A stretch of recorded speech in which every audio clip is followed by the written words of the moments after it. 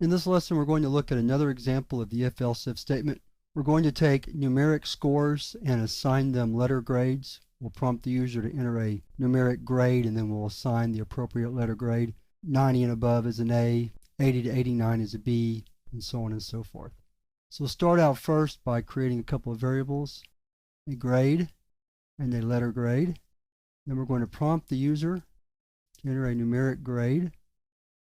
Then we'll get that grade from the console.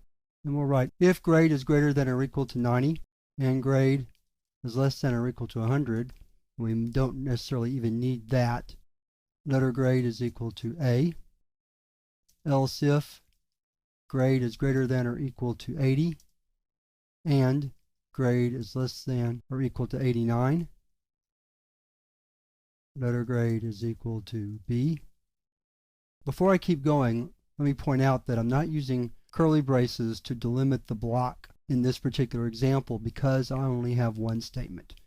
When you have one statement, you don't need curly braces around that block. It would be for two or more statements. Sometimes you just put them anyway, but I wanted to demonstrate that you can write if-else-ifs without using statement blocks explicitly when it's only going to be one statement. So now we're on to the C grade.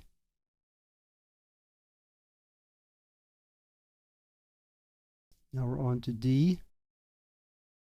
And then finally, anything else, any other numeric grade will be an F. So then we'll write a little prompt to the user to let them know what the grade is. Now we're ready to test it and see if it works. So let's try a middle C, 75. That's right. Let's run it again. Let's try 99. That letter grade is an A, that's correct. Let's do it one more time. Pull it down where you can see a little bit better. And let's do a 45. Let me scroll up where you can look at it a little bit better. You might notice that the AND part of these relational expressions is not really needed. For example, if I take this out, anything greater than or equal to 90 is going to be an A, so we don't have to put it in the range. And likewise, if I take out this range, and this range, and this, we should get the same effect, so let's give it a try. Let's try 75. That's a C. Let's run it again. Let's try 99. That's an A. Let's do a D this time. 64.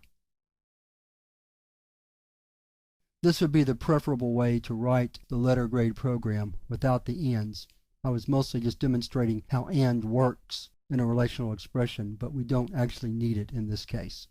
The if-else-if should always be used when you have a structured problem like this, where you have several related choices. And with that, we're ready to move to the first exercise in this chapter.